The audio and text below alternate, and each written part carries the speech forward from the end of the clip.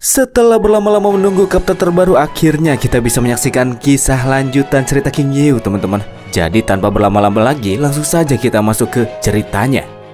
Kini kita akan dibawa menuju stasiun ruang angkasa yang mengorbit di planet kompetitif kematian. Ini merupakan sebuah satelit yang dimiliki oleh kota Arcadia yang dibangga-banggain oleh Altair. Karena dengan satelit ini pihaknya dapat memperoleh informasi secara real time terkait zona Antartika yang jadi tempat berlangsungnya Ultimate Battle. Seorang staf yang tengah berjaga di sana berjalan di area lorong satelit, memantau keadaan dalam kondisi terhuyung-huyung dan bersendawa, menenteng segelas minuman di keadaan setengah sadar. Kehilangan keseimbangan, staf yang teledor ini tersandung kakinya sendiri dan tanpa sadar menjatuhkan botol minumannya ke lantai. Minuman yang mengandung alkohol dan sangat mudah terbakar itu memicu nyalanya api di area lorong setelah bersatu dengan aliran listrik yang bocor. Sampai akhirnya beberapa saat kemudian terjadilah ledakan besar yang menyebabkan satelit tersebut kehilangan fungsinya sebagai mata Arcadia. Sementara staf di sana mati dalam keadaan terpanggang di ruang angkasa.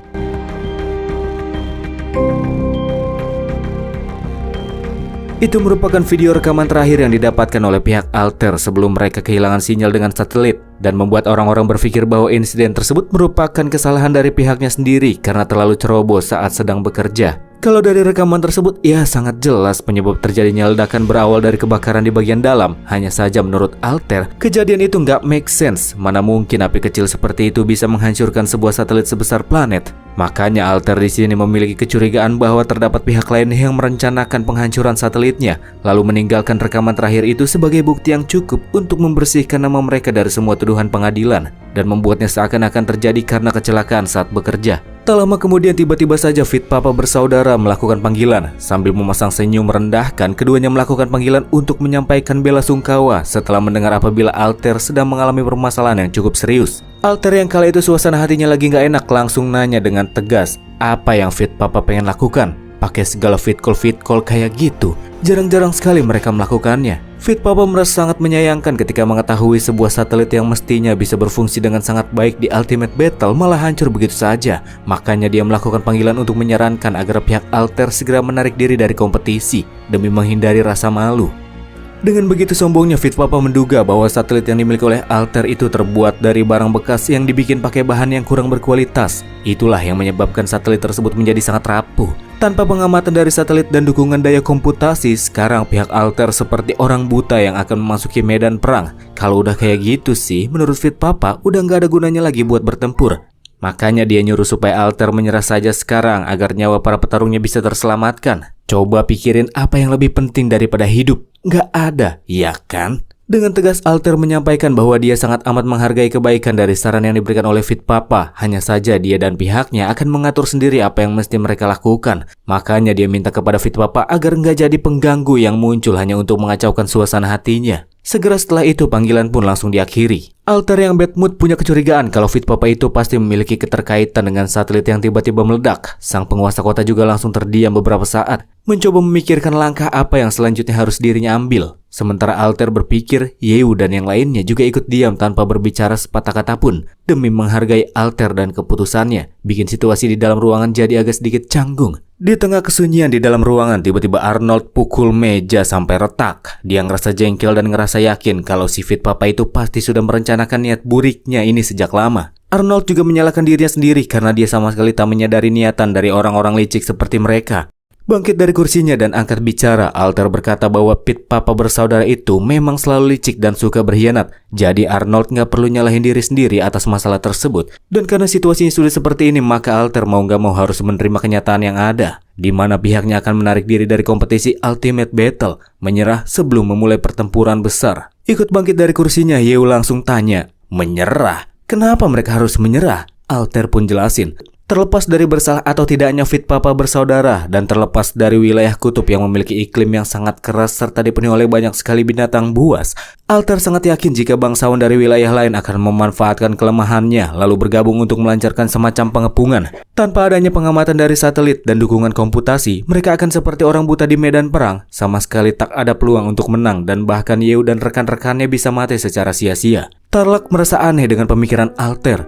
Mestinya hidup dari seorang budak perang itu memang ditakdirkan untuk disia-siakan, bukan? Tapi kenapa Altair malah memilih untuk menarik diri dari kompetisi, melepaskan kemenangan, dan malah mencoba untuk melindungi para budak perang agar bisa tetap hidup?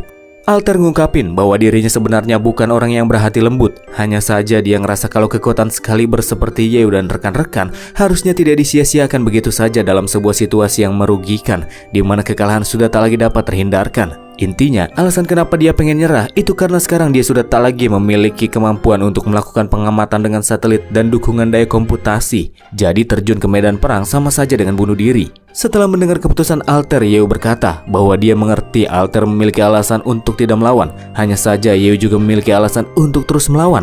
Makanya Bang MC nggak akan mundur dari kompetisi tersebut. Arnold pun menyela. Dia memang mengakui kalau Yeo itu adalah orang yang cakap, tapi menurutnya Yeo itu masih belum tahu apa-apa dengan bahaya yang akan segera dihadapi. Dengan begitu berani Yeo bilang dia memiliki peluang yang sangat besar untuk bisa memenangkan pertempuran satu ini. Tapi pada akhirnya ya, keputusan untuk tetap ikut atau tidaknya akan dikembalikan kepada Alter. Apakah dia ingin mengambil resiko untuk terus maju ataukah tidak? Sebagai host meeting yang netral, Arnold bertanya apakah keputusan yang pada akhirnya akan diambil oleh bosnya. Setelah berpikir sejenak, Alter pun berkata bahwa semua petarung yang ada di sana merupakan aset penting baginya. Terutama kamu, Yeo. Alter telah menghabiskan banyak sekali uang cuman untuk bisa membelimu, itu bukan untuk melihatmu mati dengan sia-sia. Makanya di sini kalau Yeo nggak punya alasan yang kuat untuk membujuk dan meyakinkan Alter, maka dia akan memilih untuk menyerah. Yin Huan langsung angkat bicara, berdiri di depan Yeo dan coba memberikan alasan kenapa mereka harus memilih untuk tetap bertempur. Karena dia dan Alter sudah saling mengenal cukup lama, Yin Huan yakin kalau Alter bakalan percaya sama apa yang pengen dia sampaikan. Alter memberikan izin buat Yin Huan untuk memberikan alasan, tapi pada akhirnya semua keputusan akan bergantung pada penilaiannya sendiri. Yin Huan langsung ngasih tahu sesuatu yang mungkin masih belum diketahui sama Alter. Kalau selain Yeo sama Yin Huan, masih ada rekan-rekan lain yang juga tersebar di berbagai wilayah planet ini. Dan dari data yang ditunjukkan, mereka semua kini merupakan petarung-petarung unggulan tingkat atas di wilayah bangsawan lain.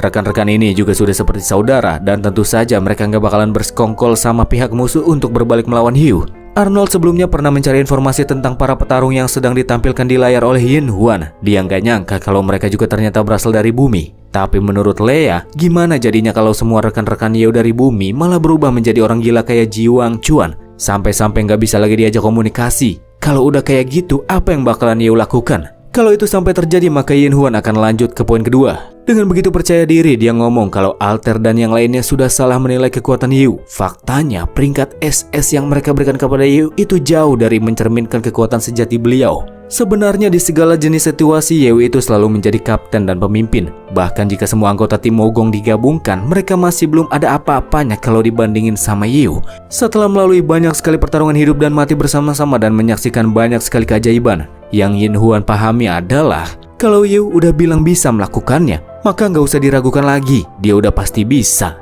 Jika harus menilai tingkat kekuatannya, maka Yin Huan tanpa ragu akan mengatakan kalau Yeo itu ada di tingkat S-nya ada 3. S. Udah gitu infinite. Ya, dia memiliki kekuatan yang tak terbatas. Mendengar omongan Yin Huan, Arnold dan Alter pun langsung dibuat terkaget-kaget. Begitupun dengan rekan-rekan budak perang lainnya yang pada kaget. Sempat berpikir kalau itu palsu banget. Tapi ini kan Yeo, MC-nya. Memang dari kedengarannya itu sangat sulit untuk bisa dipercaya. Tapi karena itu keluar dari mulut Yin Huan, maka Alter nggak punya pilihan selain mempercayainya. Pada akhirnya Yin Huan pun berhasil meyakinkan Alter yang memilih untuk terus bertarung.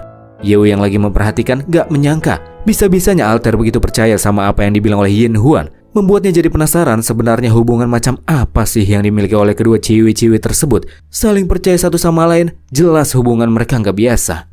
Alter tiba-tiba mengibas tangannya dan tahu-tahu Yeo dan yang lainnya udah pada pindah ke sebuah ruangan yang berbeda. Ruang yang dipenuhi oleh banyak sekali senjata. Yeo yakin kalau yang lagi ada di hadapan mereka itu bukan cuma semacam proyeksi holografis doang, melainkan ruang senjata asli. Terus gimana cara Alter mindahin mereka dalam sekejap mata? Apakah Alter punya semacam teknik teleportasi ruang? Yeo jadi penasaran. Alter jelasin kalau tempat ini merupakan gudang senjata terbesar Arkadia dan mereka semua yang akan berpartisipasi dalam Ultimate Battle dapat memilih dengan bebas peralatan favorit mereka atau senjata-senjata yang dirasa berguna dalam pertarungan.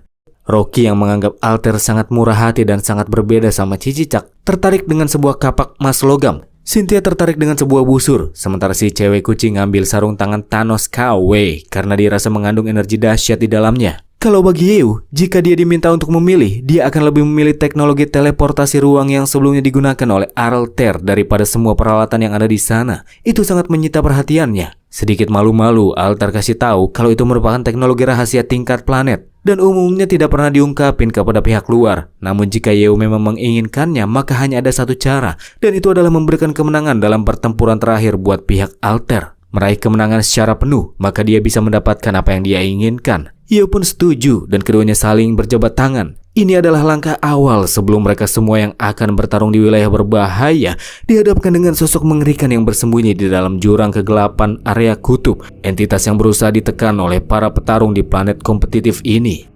Sebentar kita akan dibawa menuju jurang terdalam di area kutub, di mana kita akan diperlihatkan dengan siluet dari sosok yang memancarkan mata merah dan mengeluarkan energi kegelapan. Sementara di depannya telah berbaring banyak jasad-jasad yang telah dibunuh olehnya. Makhluk misterius tersebut mengambil nafas dalam-dalam sebelum akhirnya dia menyemburkan api biru untuk membakar jasad-jasad tersebut, menghancurkan daging-dagingnya dan hanya menyisakan tulang-tulangnya saja. Segera setelah semburan api kebiruan itu mereda, tubuh-tubuh tak bernyawa yang telah mati kembali bangkit menjadi sekelompok prajurit yang tak bisa mati, prajurit abadi.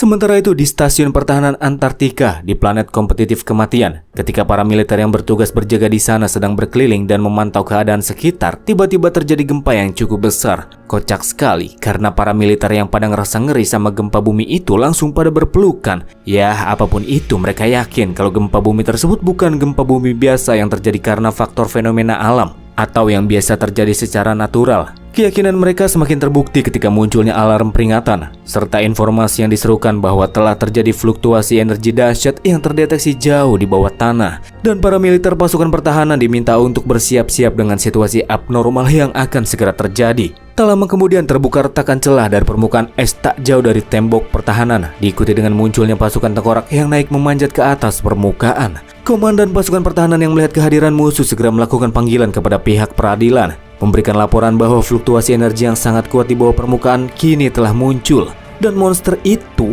telah terbangun lebih awal dari waktu yang telah diperkirakan. Di sini komandan meminta dukungan untuk menurunkan meriam orbital Artemis. Tapi sayangnya meriam orbital yang dimaksudkan yang berlabuh di stasiun luar angkasa Arcadia telah terkena ledakan dan hancur bersama dengan satelitnya. Jadi saat ini pihak pengadilan tak bisa memberikan dukungan jarak jauh. Komandan segera memberitahukan kepada para prajuritnya bahwa mereka sudah tak lagi bisa mengandalkan dukungan dari meriam orbital. Namun kendati demikian, dia percaya bahwa tak ada satupun para prajuritnya yang akan mundur dalam pertempuran.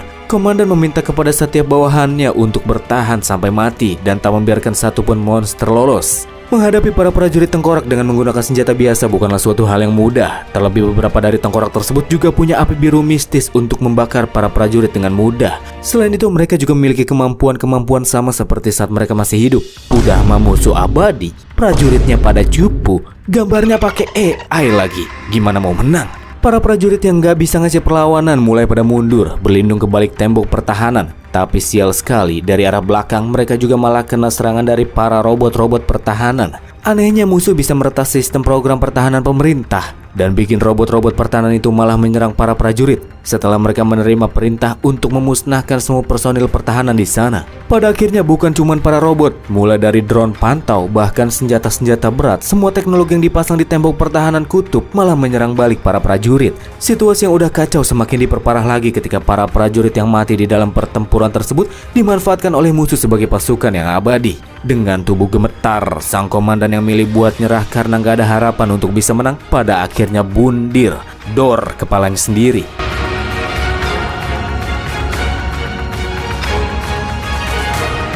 Antartika kini sepenuhnya telah menjadi zona yang sangat berbahaya dan telah diambil alih oleh sosok yang berada di bawah jurang kegelapan ketika 5 titik pertahanan yang ada di sana diambil alih.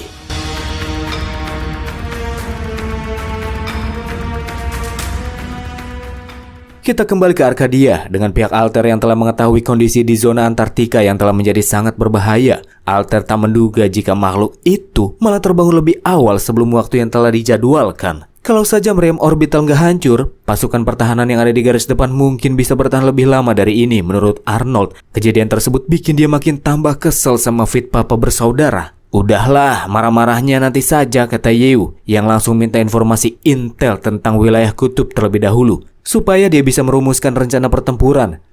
Arnold yang terlalu terbawa emosi minta maaf dan kemudian mulai menjelaskan. Jadi wilayah kutub terdiri dari 5 area. dan masing-masing memiliki iklim yang berbeda-beda, yang diantaranya adalah hutan hujan, area hijau yang kerap kali tertutup oleh kabut tipis, area pegunungan berbatu, area rawa-rawa, dan area pegunungan bersalju. Sedangkan monster itu yang dimaksudkan terletak di celah terdalam di dalam gunung berapi abu-abu. Dikatakan bahwa setiap area akan menghadirkan serangkaian kesulitan dan rintangan tersendiri. Tembok pertahanan yang terpasang di 5 titik pada awalnya dimaksudkan sebagai tempat peristirahatan yang aman. Tetapi sekarang semuanya telah berubah karena telah diambil alih oleh musuh. Zona aman manapun kini telah lenyap, terlebih tanpa adanya bantuan dari satelit. Pertempuran Ultimate ini dirasa akan menjadi pertempuran tersulit yang pernah terjadi dalam sejarah planet kompetitif. Arnold bertanya apakah setelah mendengar itu para budak perang masih memiliki kepercayaan diri untuk tetap ikut berpartisipasi. Kata Yu, setelah dia berhasil selamat dari begitu banyaknya pertempuran hidup dan mati, satu pertempuran lagi yang seperti itu tidak akan membuat perbedaan. Karena sudah tak ada lagi jalan untuk kembali, Yu berharap agar mereka semua melakukan saja apa yang sudah pernah mereka lakukan. Terus maju, bertempur, dan saling bekerja sama. Walaupun pertempuran selanjutnya bakalan sangat berbahaya, tapi para budak perang lainnya akan tetap ikut maju. Selama ada Yu, mereka percaya kemenangan bisa diraih sekalipun situasinya sangat sulit.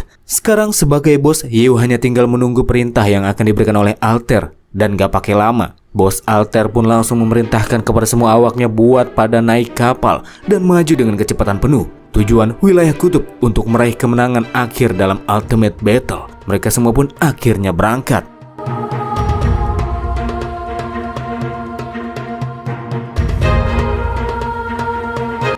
Setelah kapal utama yang dinaiki oleh tim inti melesat, beberapa kapal lain yang berisikan para prajurit Arcadia pun mengikuti dari belakang. Setelah melalui perjalanan yang diperlukan, Arnold melaporkan kepada bos Alter bahwa mereka sebentar lagi akan tiba di langit atas wilayah kutub. Bersama dengan itu, Alter meminta kepada seluruh personilnya untuk siap-siap melakukan operasi pendaratan. Namun tiba-tiba alarm peringatan berbunyi, menyiratkan tanda kurang baik akan segera terjadi. Dan ternyata itu berasal dari beberapa kapal lain yang muncul dari balik awan. Posisinya tak jauh dari kapal utama. Bila melihat dari model dan simbol dari kapal tersebut, Arnold mendapati jika kapal-kapal itu merupakan awak yang dikirimkan oleh Fit Papa bersaudara. Arnold merasa sangat jengkel sama bangsawan tersebut.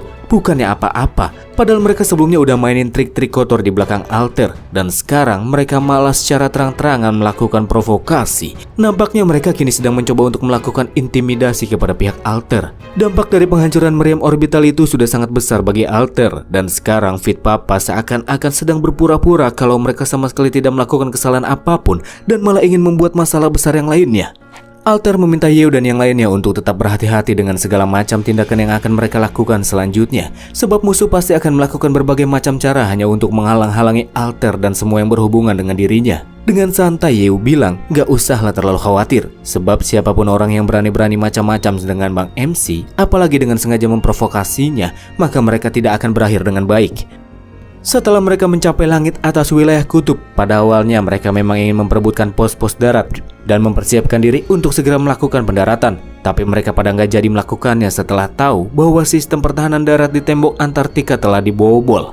Senjata-senjata berat yang terpasang di sana mulai mengarah kepada setiap target yang terlihat di langit dan boom! Beberapa tembakan pun terlepaskan ke arah kapal inti Alter. Serangan yang cukup cepat dan terjadi secara tiba-tiba. Untungnya, kapal Alter nggak tumbang semudah itu. Sebelum terkena damage dari serangan senjata berat, Arnold terlebih dahulu mengaktifkan mode pertahanan kapal. Dengan terlihatnya barir energi kebiruan yang aktif menahan serangan di sekitar area dinding kapal. Hanya saja perlindungan tersebut hanya sementara waktu dan tidak bisa terus-menerus untuk diaktifkan. Pada situasi tersebut, Alter mulai mempertanyakan tindakan apa yang seharusnya mereka lakukan selanjutnya. Apakah memungkinkan melakukan terobosan dengan kondisi seperti itu? Menurut Arnold, terus menerobos maju itu tidak memungkinkan. Tingkat keberhasilan jika mereka menerobos secara paksa dengan perhitungan AI, kemungkinan berhasilnya cuma sebesar 1% doang. Artinya itu sama saja dengan bunuh diri. Satu-satunya pilihan sekarang adalah melakukan terjun payung individual dan operasi udara. Karena target individual lebih kecil, maka mereka tidak akan hancur berkeping-keping dalam satu waktu. Kalau mereka tetap berada di kapal, maka game over sebelum permainan dimulai. Dan ya, akhirnya seluruh personil dari kapal inti serta kapal lainnya pun mempersiapkan diri pergi ke kabin untuk melakukan terjun payung. Semuanya sudah siap, cuman Cynthia si kelinci saja yang gak mau terjun dengan alasan kalau dia tuh takut ketinggian. Saking takutnya bahkan daripada dia harus melompat, dia akan lebih memilih tetap berada di dalam kapal, terus hancur bersama dengan kapal tersebut. Emang sih dia bilang kayak gitu, tapi tahu-taunya Cynthia ikut terjun juga dari kapal setelah dipaksa sama Rocky yang yakinin kalau mereka bakalan aman. Baru terjun sebentar tapi Cynthia udah teriak-teriakan kalau dia bakalan mati sambil minta pertolongan. Rocky nyuruh Cynthia buat berhenti teriak-teriakan dan ngucapin segala omong kosong. Tapi Cynthia langsung ngomelin Rocky yang udah mendorong dia secara paksa buat terjun. Tak lama setelah terjun dari kapal, Yeo serta beberapa rekannya mulai menyaksikan pemandangan yang cukup memprihatinkan. Ada cukup banyak personil alter yang mati duluan kena tembakan sebelum berhasil mendarat di permukaan. Karena posisinya lagi di udara tanpa pijakan, berikut dengan jangkauan mereka yang cukup jauh dari Bang MC, mereka tidak bisa diselamatkan. Selain menyerang para personil NPC, tembakan-tembakan dari tembok pertahanan juga mulai menargetkan posisi Cynthia. Karena cewek itu masih ketakutan dan gak bisa ngapa-ngapain, terlebih turun dari kapal yang sama dan masih berada dalam jangkauan Yeo. Yeo akan memberikan perlindungan kepadanya, seorang support yang gak punya pertahanan, tapi dia cukup berguna pas pertarungan tim. Sambil memeluknya, Yeo meminta agar Cynthia fokus dan stabilkan pikirannya. Santai-santai. Bang MC percaya kalau cewek tersebut bisa melakukannya. Selain menenangkan Cynthia, Yeo juga minta kepada rekan-rekannya untuk tidak panik. Yang perlu mereka lakukan hanyalah menggunakan kemampuan bertahan dan menghindar terkuat yang masing-masing mereka miliki. Bodoh amat dengan personil NPC yang lain. Pokoknya, tim inti harus bisa mendarat dan berkumpul di permukaan dalam keadaan hidup-hidup. Si nona kucing yang jujur, namanya saya lupa, mempersiapkan ledakan dari suara aumannya, dan ketika ada serangan yang tertuju langsung kepadanya, dia akan langsung melepaskannya, bikin kedua serangan beradu satu sama lain dan meledak di tengah-tengah. Berperan sebagai tanker dan pembuka jalan yang berada di posisi paling depan, Rocky bertugas untuk menahan serangan paling banyak. Tembakan dari senjata berat itu memang kuat, tapi masih belum mampu untuk menghancurkan tubuh berlian dari makhluk satu ini, makhluk batu-batuan yang tubuhnya sudah mengalami evolusi. Ada beberapa tembakan yang lolos dan mencoba menyerang bagian belakang, tapi serangan-serangan yang lolos itu akan langsung ditangani oleh Yin Huan yang menutupi sayap kanan, serta Tarlak yang beralih ke mode spirit ular untuk menutupi serangan dari sayap kiri. Yeo dan Cynthia yang ada di posisi aman kini cuma bisa melihat para personil ditembakin satu persatu. Tapi ya mau gimana lagi, tidak ada pilihan lain selain berdoa agar alter serta para personil lainnya bisa selamat. Dari balik awan muncul sekelebat bayangan cepat yang lewat, bukan burung, apalagi setan. Itu adalah seorang assassin yang diam-diam muncul untuk melakukan serangan. Dia bermanuver di udara tanpa menggunakan parasut. Assassin satu ini ngerasa kalau yang lain itu tidak penting dan dia hanya memiliki satu orang target, budak perang yang dibeli oleh alter seharga 1 miliar. Target paling utama yang mesti disingkirkan, dan itu adalah Yeo. Sekeren apapun keahlian yang Yeo miliki, assassin tersebut yakin kalau Yeo tidak akan bisa melakukan apa-apa di ketinggian seperti itu. Dengan senjata yang telah dilumuri oleh racun, dia meyakini hari ini Yeo pasti bakalan mati di tangannya. Kalau bisa bunuh Yeo, dia bakalan dapat penghargaan dari bosnya. Tapi sebelum niatannya terlaksana, terdengar sebuah suara dentuman yang berasal dari sebuah serangan tinju dari darat. Serangan tinju jarak jauh yang meledak-ledak itu kena si assassin sampai bikin tubuhnya muter-muter di udara sampai kehilangan kontrol. Bikin si assassin keok sebelum melakukan keinginannya. Pas Yeo nengok ke arah dentuman tersebut, wah, sudah cukup lama ya tidak saling bertemu. Ternyata lu juga ada di sini toh. Dan dia adalah Wang Hao, si Gesper Wumbo. Dia berkata kalau ada seseorang yang mengganggu saudaranya alias Yeo, maka lawan dia dulu. Dan bukan cuma ada Wang Hao saja di sana ternyata. Di daratan seharusnya sudah menunggu juga pasukan penyergapan milik musuh yang pengen nyergap pihak alter pas mendarat. Tapi mereka nggak bisa bertindak gara-gara tubuhnya pada jadi batu es. Terlihat pula seseorang yang sedang terbang di udara yang menyebabkan musuh pada jadi batu es. Dan itu adalah Shulu. Pas Yeo ngelewatin cewek tersebut, Shulu bilang kalau dia cukup kangen. Udah lama gak ketemu sama Yeo karena sudah sering mendapatkan pertolongan. Akhirnya datang juga waktu untuknya bisa ngasih pertolongan balik buat Bang MC. Dan Yeo cuman ngomong kalau dia jadi ngerasa aman setelah melihat Shulu berada di dekatnya. Dan sekarang, karena mereka sudah berkumpul kembali, maka selanjutnya mereka sudah bisa membahas rencana buat kedepannya. Cynthia yang kagak ngapa-ngapain ngerasa kali ini dia malah menjadi beban. Makanya dia berjanji kepada diri sendiri kalau selanjutnya dia bakalan ngasih kontribusi yang sesuai untuk membayarnya. Setelah mendapatkan beberapa bantuan dari rekan-rekan bumi, pada akhirnya Yeo dan tim inti berhasil melakukan pendaratan dengan selamat. Ini masih sangat awal dari pertempuran sesungguhnya dari Ultimate Battle.